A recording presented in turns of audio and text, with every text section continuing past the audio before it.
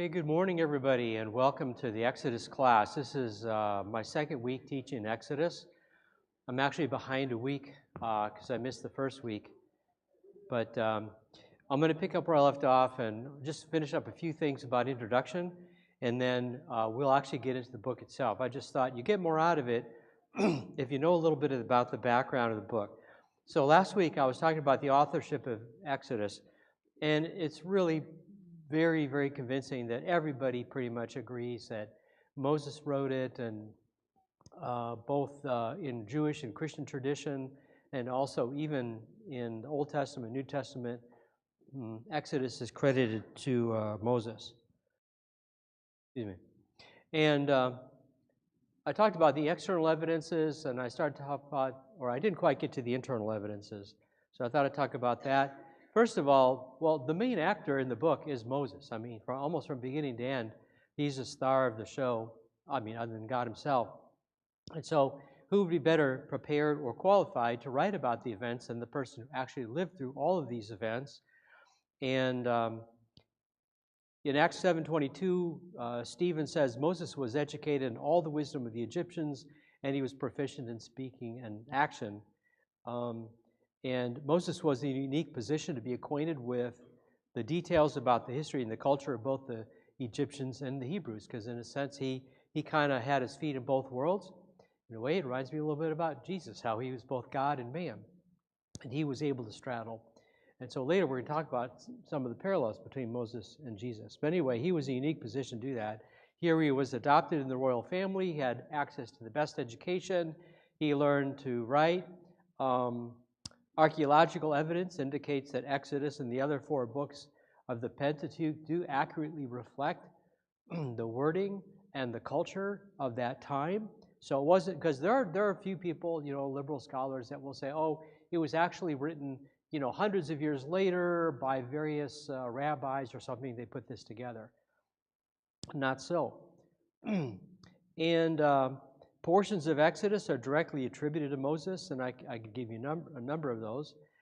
There's a consistency of style that seems to point to a single author, and even God himself told Moses to make a record. For example, in Exodus 17:14, the Lord said to Moses, write this book as a memorial. Exodus 24:4, Moses wrote down all the words of the Lord. In Exodus 34:27, then the Lord said to Moses, write down these words. For in accordance with these words, I have made a covenant with you and with Israel. And he wrote on the tablets the words of the covenant, the 10 Commandments. And we can look elsewhere, but right there within Exodus itself, he's mentioned. And then the next thing I want to talk about is the time frame of Exodus. This one is really, really difficult to narrow down.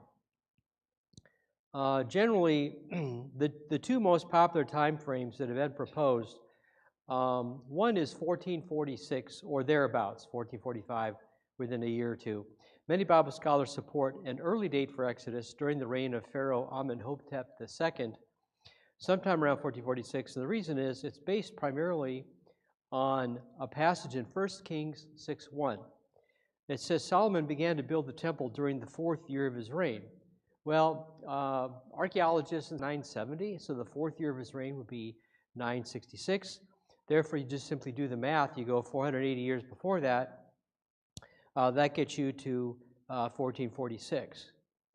Well, I did mention that the construction of the temple began 4 years into his reign, which would have been 966 BC. Okay, and then you do 480 from there, and that's how you get the 1446.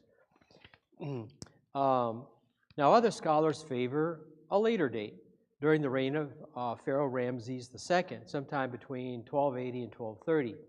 And they point to the mention of the city of Ramses. Well, I would say just because it's got his name or that name doesn't necessarily mean that he's the one who built it. Just like there's a Lincoln, Nebraska, but it wasn't built by Abraham Lincoln. Also, they say that in reference to that 480 years that was mentioned in Kings, they say it's really more symbolic. It's really referring to 12 generations rather than the literal 480 years. That's what they say. They also point to archaeological evidence showing that many Canaanite towns were destroyed in the 12th century BC. But again, that could have been during maybe the time of the judges or something where that happened. However, this theory does not allow adequate time for the period of the judges. And I've seen other dates too. I'm just mentioning maybe the two most common. There's other dates. I've seen some. I think I saw one like around 1491 was one date. Also, I remember a while back, maybe it might have been a couple of years by now, but in the auditorium, I think it was our Wednesday night class, Scott Keel showed a video called Patterns of Evidence, where there was a researcher that pointed to some evidence that strongly indicated that I think the point was a much earlier date for the Exodus, like maybe in the 1500s BC. And so anyway, it's really hard to pin it down. And in a way, it'd be nice. It's kind of nice to have a number, but I think the main thing is not so much when it happened, but just the fact that we believe that it happened. We know that it happened. It's just that after 3,000 years, and given that there wasn't a regular calendar like we have today, they have to use a lot of creative ways to try to figure out when all these things happened. But either way, it's assumed that the Pentateuch was composed during that 40-year wilderness journey, whenever it was. But for the purpose of the course, I'm going to assume it was around 1446. And even if it wasn't, again, it's not a spiritual issue really. But just for convenience sake, I'm going to kind of assume that was the right date. During the wilderness wanderings, Moses probably kept an account of God's work, which he then edited in the plains of Moab shortly before his death. And altogether, Exodus covers the period from their arrival of Jacob in Egypt. The very first 7 verses is very brief about that. And Jacob arrived in Egypt maybe somewhere around 1876 BC. And from that point to the erection of the tabernacle 430 years later, which happened in the wilderness was maybe somewhere around 1445 or thereabouts. All right. So again, the main thing is that these events are real. They did happen, even if we have a hard time pinpointing exactly when. The next thing I want to talk about is something called the types in Exodus. I think as you go through the book, even without me telling you, you're going to start seeing maybe some parallels to this. First of all, so like I said, Exodus does not contain any messianic prophecies, but it is full of types that foreshadow Christ and his church. And I want to explain a little bit about type. Maybe if you've been in enough Bible classes, you maybe heard the teacher make reference to that.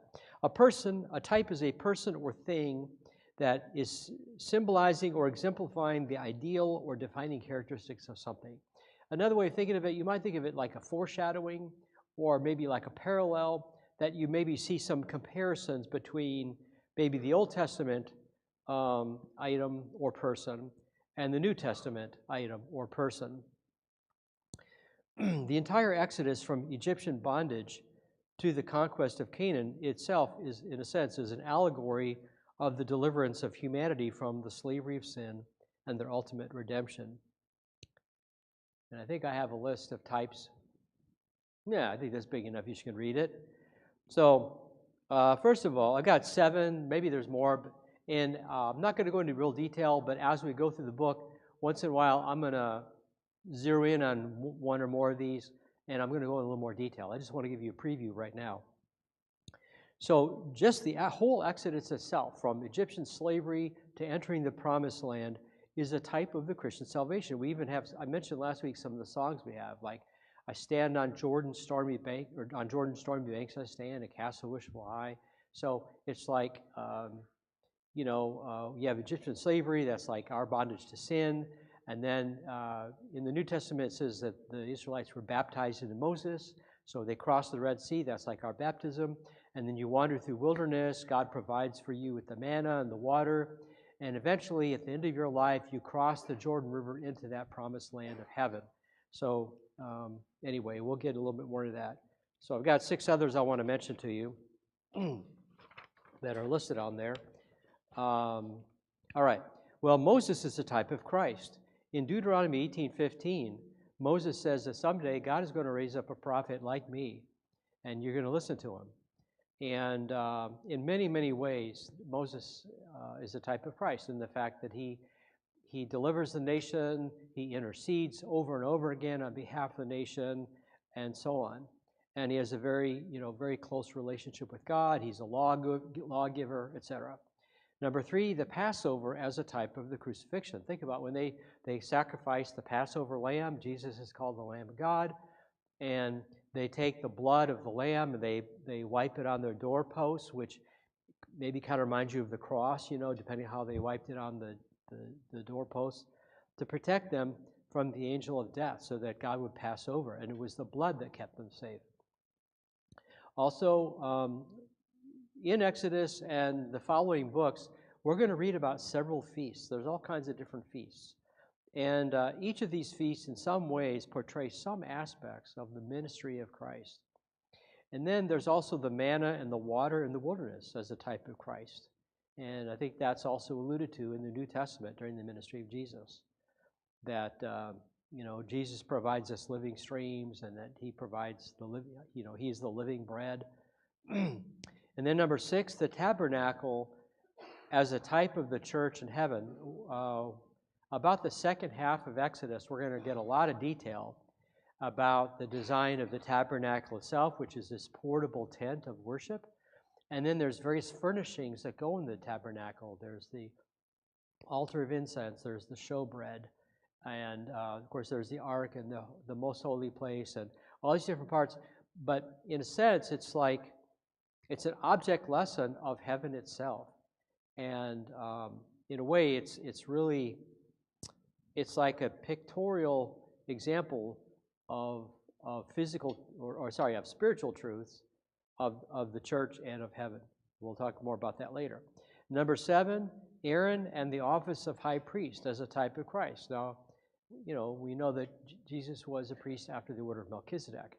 However, in many ways, Aaron as a high priest going to the Holy of Holy place is much like a type of Christ.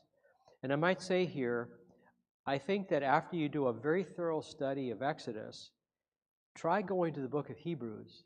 And there are so many references in Hebrews to things of the Exodus itself and the book itself that one really sheds light on the other, I think.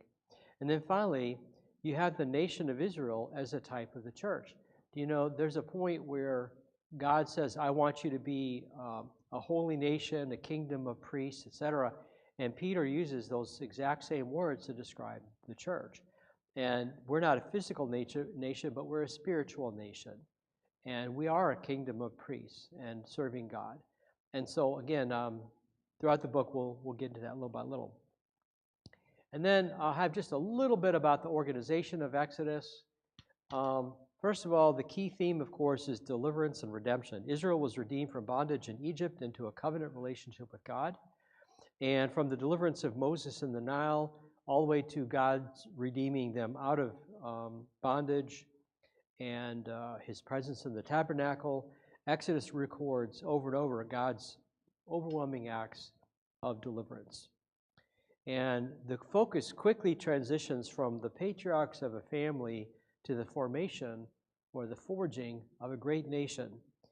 Genesis explains how it came about that the descendants of Jacob moved from Canaan and Egypt. It kind of explains, how did they get to Egypt? How did that happen? And then Exodus picks up that story, and the first few verses does briefly describe very quickly what happened, and that after Joseph passed away, others after him also passed away, and then there was this new king that arose in Egypt that didn't know the Israelites or didn't know Joseph. And we see the growth from 70 individuals to a population of maybe close to 2 million. We see a changed relationship. At first, they were welcomed as guests, and somehow they became slaves. And so because if you left off at Genesis, things sound pretty positive. Things sound pretty good when we end up with Genesis, right? But then we get into Exodus, and it's like, wow, things have really changed since Genesis. And we're seeing, this explains a little bit what happened. So they have a changed relationship, growth of the people. We see their divine deliverance from Egyptian bondage, their departure from the land of Egypt. Remember that the word Exodus is a Greek word that means exit, departure, or going out. We see them as a birth of a new nation, the reception of divine laws from God, and the creation of the tabernacle and institution of Levitical priesthood. So there's a lot that happens in the book of Exodus. But the two major divisions here, you have redemption from Egypt in 1 through 18, and then revelation from God in 19 through 40. And so that's the basic gist of it. Okay. Whoa. Well, anyway, part 1, redemption from Egypt. That's what I said would be like the first 18 chapters. So here we get into it. First of all, chapter 1 explains the dramatic change in events, the downturn in their fortunes, and how they definitely need redemption. So, like I said, 1 through 7 is a concise summary of over 400 years of history. It says, it talks about the names of the people that came in there. And in verse 6, it says, Joseph died and all his brothers and all that generation. But the sons of Israel were fruitful and increased greatly and multiplied and became exceedingly mighty, so that the land was filled with them. And there was a king that rose over Egypt that did not know Joseph. And they felt, at first when they were a small group, they were okay with that. But then the Jews became very numerous, and the Egyptians were a little bit concerned about that. Now, I want to say something too, that all this is not a surprise to God. God knew this was going to happen way back in Genesis 15, verses 13 through 16. Let me see if I have that quote. Yeah. God tells Abraham hundreds and hundreds of years before this ever happened, he says, your descendants will be strangers in a land that is not theirs. Now, he doesn't tell Abraham which nation. It doesn't say where they're going to go or how they get there. He's just saying they're going to be strangers in a land that's not theirs, where they will be enslaved and oppressed for 400 years. Exactly? Well, I don't know. Maybe that's just a general number. But anyway, they'll be enslaved 400 years, and then he said, but I will also judge the nation whom they will serve, and afterward they will come out with many possessions. Now think about this. This is something that doesn't happen until after the 10th plague, the Passover, the death of the firstborn, and already, I'm sure if you know the story, that the Egyptians, either they're just so glad to get rid of the Israelites, or maybe they feel bad for them or something, but the Egyptians load all kinds of good things on the Jews when they're leaving. And God's already forecasting that, or foretelling that. And then he says, then in the 4th generation they will return here, for the wrongdoing of the Amorite is not yet complete. So in other words, the time's not quite right yet. God's going to let, and by the Amorite, I think he's using that as sort of a, to stand for like all those pagan nations that were living in Canaan. He said, they're bad, but they haven't reached like the full extent of their badness. And I'm going to give them time to repent. But they won't. So anyway, like I said, the situation's drastically altered. Jacob's descendants had grown from about 70 to maybe 2 million, depending on, we're estimating that based on the numbers that are given later in the book. And anyway, like I already said, that their conditions have changed. In verses 8 through 14, we see Israel's severe affliction. Wait, here we go. So Egypt had a problem. There's too many of these people. They were not only, if they let them go, if they let them free, there'd be a loss of productivity, and they might even be considered a national security threat because there's so many of them. They could maybe join with Egypt's enemies and maybe rise up in rebellion against Egypt. So the best thing to do is keep them slaves, use them for productivity, and also they'll be too busy and too tired doing that. They won't have time to foment any kind of insurrection or rebellion or anything like that. And up on the board there, on the screen, I have a number of excerpts just to show how much they've grown. And unfortunately, it's a little hard to read it from here. But it says, the sons of Israel were fruitful, they increased greatly, they multiplied, exceedingly mighty, and the land was filled with them. So that's just in one verse. When Moses wrote that, he really emphasized, very clear that they're large, they're potentially powerful. In verse, it's like 9, says the people of Israel are more and mightier than we. So they were concerned. They were a little bit scared. And then verse 12, it says the more that they were afflicted, it's like the more they grew, the more they prospered. It's kind of weird. Verse 20 says the people multiplied and became very mighty. So, I mean, many times in chapter 1, there's no doubt about the situation with them. Okay, in verse 11, it mentions Pharaoh, and then also makes references to the king of Egypt. Those are just interchangeable terms. Like Pharaoh might be the more technical term. King of Egypt is just a general term for the rule of the country. And somehow I found that the word Pharaoh, I believe, is used 115 times in Exodus. And I want to tell you a little bit about the background of that word Pharaoh. Pharaoh comes from an Egyptian word that meaning great house. Originally, that was the name of the royal palace in ancient Egypt. And eventually, the word came to be used metonymically for the Egyptian king himself. And so let me explain about that word metonymy. Metonymy is a figure of speech in which a concept is referred to by the name of something associated with the thing or the concept. For example, the Pentagon. In the United States, the Pentagon is a building, but sometimes it's a common metonym for the U.S. military and its leadership. Like they'll say, the Pentagon announced the other day. Or if I say, Hollywood did this, or Detroit, or Wall Street, as an American, those words conjure up a certain image as to what kind of sphere of life we're talking about. So when I said, Hollywood, is doing this, or Detroit says this, it's not like there's a person by that name, but collectively, the people associated with that endeavor make a statement. Excuse me. All right. So anyway, this word Pharaoh may be just sort of a generic name, just like, the Romans had Caesar, the Germans once had a Kaiser, the Iranians had a Shah, so it's kind of like maybe it's just a general term for their ruler. And then in verse 15 through 22, we have the murder of the firstborn sons. Keep going too fast.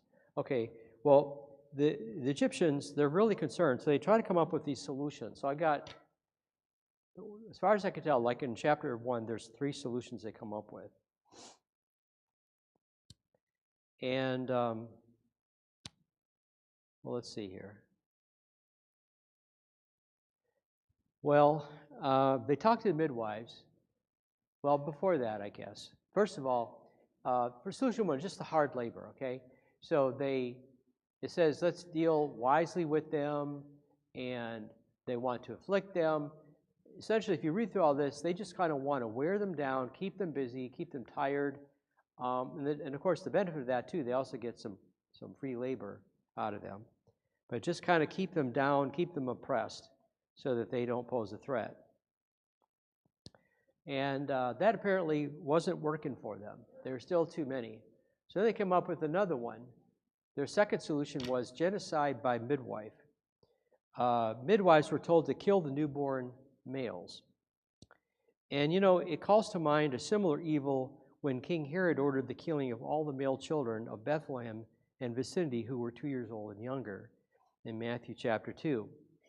It just kind of brings to mind. There's a lot of things in Exodus that remind me of things happened elsewhere in the Bible. And it mentions the midwives here. Midwives are mentioned almost exclusively in Exodus chapter 1. In fact, they're mentioned 7 times in Exodus from verses 15 through 21.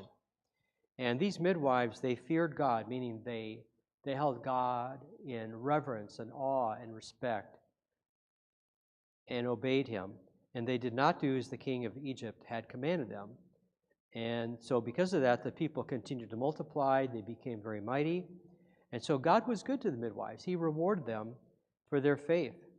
Burton Kaufman, who I've been reading his commentary quite a bit, he states that God rewarded them not for their falsehood to Pharaoh, but for their fear of God and for their aiding in his purpose of multiplying the Israelites. You may remember that they made an excuse when Pharaoh said, well, why are you letting these boys live? And they said, well, these Hebrew women, they're very hardy. They're not like the Egyptian women. They're very strong. And by the time we hear they're about to deliver, we get there, it's already too late. The baby's born. Can't help it. And some of that maybe was partly true. Maybe some of it was a little bit of a fib. But it was their faith that was being rewarded. This kind of reminds me a little bit of Rahab and the two spies later, where the spies came to Jericho, and she hid the spies, and Rahab was commended for her faith because she protected those spies. Not necessarily saying maybe how she did it, but she did protect them, and that was the most important thing, I think, with God. Oh, and by the way, it only mentions 2 midwives here. I think I have more on this. Well, it says that part of the reward, he established households for them, and he blessed them with marriage and many children and security. And notice that they are even mentioned by name. One was Shiphrah, the other is Puah. This is their only mention here. And if you think about it, Moses owed his life to these women. That's probably one of the reasons that Moses was alive, because of these women protecting him. Now, there were surely other midwives. Out of 2 million people, there were probably more than these 2, but these are probably like the 2 head midwives. They were probably in charge, organizing the others is probably what happened. Now, there are only 2 other references to midwives in the Old Testament. Both of them are in Genesis, 35:17 and 38:28. But interesting, just a little trivia there. Nowhere else in the Bible are they mentioned. All right.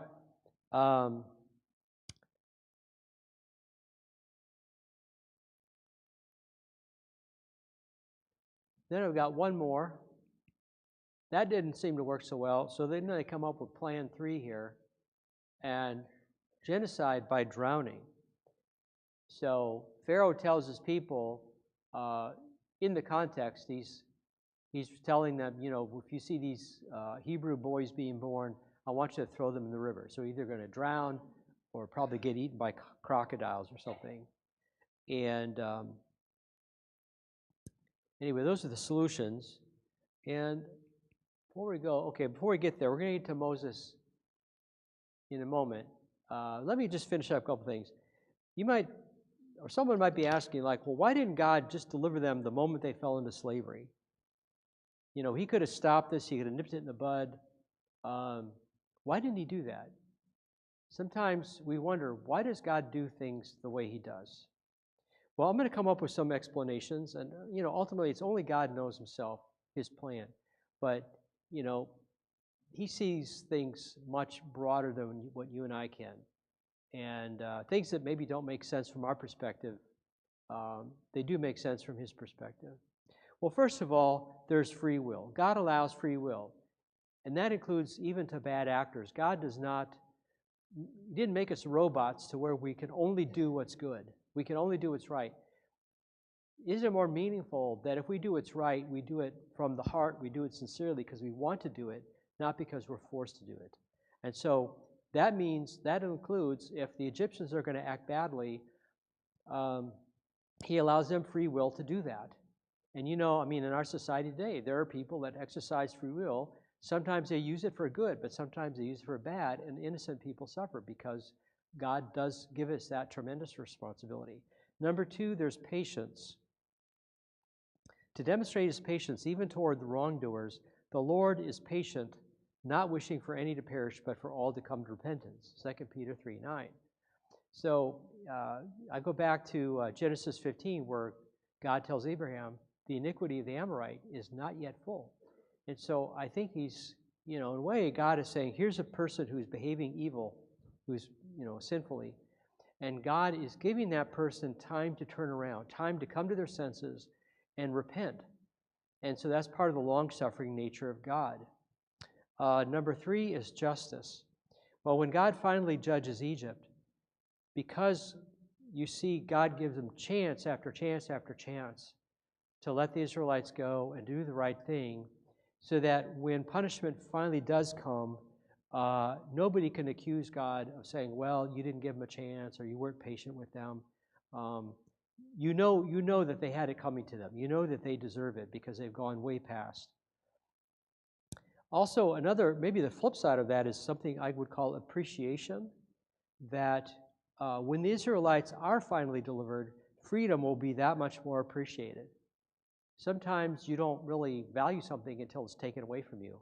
And it may be that, yes, it's hard that they have to suffer, but they'll be so much more grateful and appreciative of what they do have when it finally does come.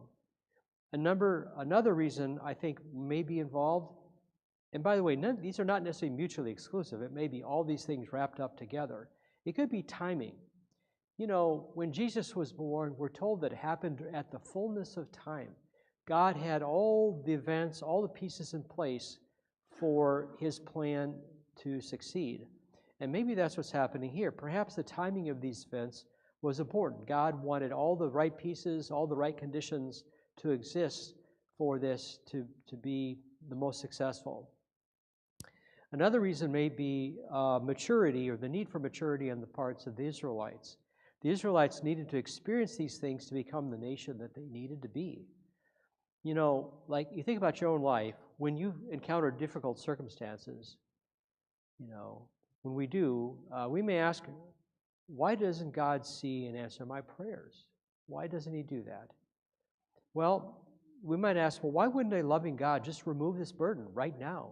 Just snap his fingers and it's gone. Well, if you look throughout the Bible record, God rarely delivers people through instant miracles, right? He could have, but you look at the miracles of Jesus. There are a lot of miracles he could have just said the word, he wouldn't have to be present, he could have just done it. But that's not how it works. God rarely delivers people through instant miracles. Instead, he forges them through meaningful journeys. By God leading us through life's experiences, we develop the character, the wisdom, and the strength to be the best version of ourselves. And by going through these challenges, we become transformed. So if we had maybe instant deliverance from a problem that we had, that would have actually deprived us of an opportunity to grow, to transform. It would have solved our immediate problem, but it wouldn't necessarily make us better people. And so that may be part of it. The Israelites maybe needed to go through this experience to be the kind of people that God needed them to be. And just like you and I, there are things that maybe burdens that we have that maybe we wish God would take away instantly, but maybe there's something behind it. Maybe there's a development. I'm reminded of Acts 8:28, where it says, all things are working together for good to those who love God, to those who are called according to his purpose. And so that's a verse I've thought about many times in my life when things just don't go my way. And, I think, well, God has a plan, or no matter what happens, he can make something good come out of it. And sometimes I think, too, we might wonder, why is this happening to me? Well, it may not be about you at all. It may be about somebody else. It may be that the reason you're experiencing this or you're going through this situation, it may be that you're doing that so that someday you can help somebody else, or maybe by putting you in this situation or putting you in this location, that maybe you're going to come into contact with somebody that needs you, that needs your influence, that needs your example. And so it may not be for your benefit, it may be for someone else's. So just something to think about. And also, finally, I guess, maybe along those lines, their experiences serve as an example to us. In the New Testament, we're told that the things that happened before for all those people living under the Old Testament, those are like examples. And how many times during the ministry of Jesus and in the epistles do we read references to people from the Old Testament and the experiences they have, and how that's a lesson for us to learn from? Okay. So hopefully that helps. If you ever wonder, well, why did God allow them to suffer for hundreds of years like this? That those are maybe some of the possible reasons why that may have happened. All right. Well, now we're going to get to Moses himself, and I don't know if you ever thought about this or not, but chapter 2 is definitely a condensed version of Moses' life. In fact, like I said, you can see here, it's the first 80 years of his life. The first 80 years. And you can only wonder, wow, what was Moses' life growing up in the palace? And what was his 40 years like in Midian? We really just don't know very much about it. But first of all, the first 10 verses, we read about baby Moses, and we know that his parents were people of great faith. And they were of the tribe of Levi. I believe his father's name was Amram. His mother's name was Jochebed. Anyway, we're told that it was placed in a papyrus basket and adopted by Pharaoh's daughter. And I think I have something. No, I'll get there in a moment. Okay, first of all, let me talk a little bit about this papyrus basket. Now, I have the New American Standard version of the Bible. The older version says a wicker basket. The King James Version says the ark. You may have something similar to that. Well, the word that's used here can be translated as ark, boat, or vessel. And interesting enough, the Hebrew word is used to describe two objects in the Old Testament. So it's only used 2 times. One, it's used here to describe the basket that Moses was placed in. The only other place was described Noah's Ark, which is way bigger than Moses' basket. And both were designed to float on water and intended to protect the living creatures inside.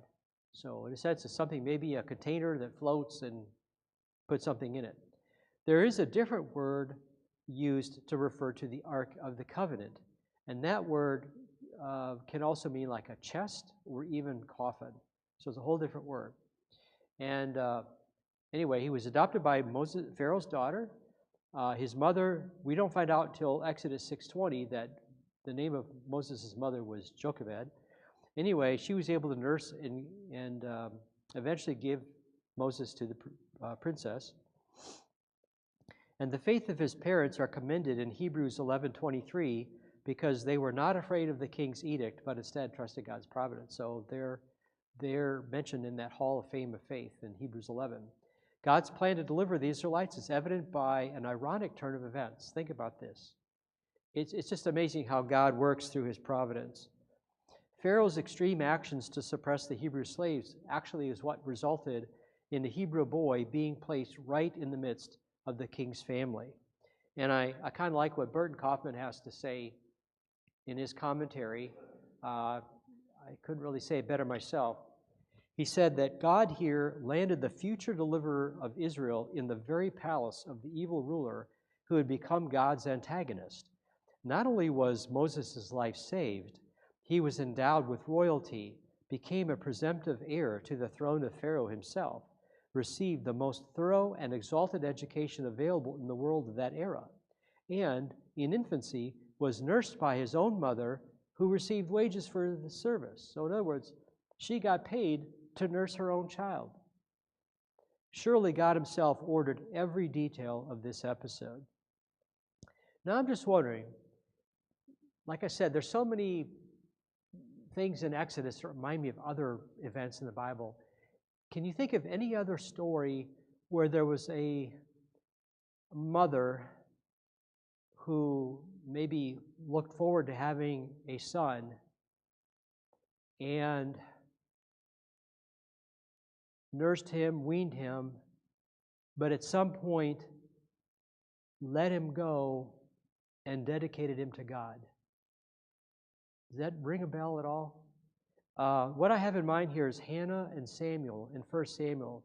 Now, the details are not exact, but I think so much, think about it, these are 2 mothers. You know, we're given a very brief, condensed version, but can you imagine, I don't know, the agony or the conflicted feelings that they must have had to take their precious child and to give him up, not really knowing exactly what's going to happen to him in the future. So anyway, it kind of reminds me of that. Another story kind of reminds me of is Joseph, in the fact that here Moses was the child of Hebrew slaves. He was supposed to be killed, but instead he ends up becoming a prince of Egypt. It's kind of a rags to riches story, and it said that's what happened to Joseph, was a rags to riches story. Here he's a slave, but ends up becoming one of the most important men in Egypt. All right. Well, now we're going to get to, I want to talk a little bit about the word Moses. Well, Moses is either an Egyptian word or a Hebrew word that ultimately means drawn out. According to Burton Kaufman, he says that it comes from the Egyptian word mo, meaning water, and uses, meaning those who are rescued from water. Now, when you transliterate it into Hebrew, in Hebrew language, it means brought forth or to draw out. And if you think about it, both of them work pretty well for the name of Moses. It kind of means someone who was drawn out or rescued from water.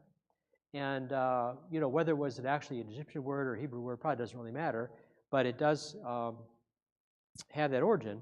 And in the Hebrew language, it's actually Moshe is the word, Moshe.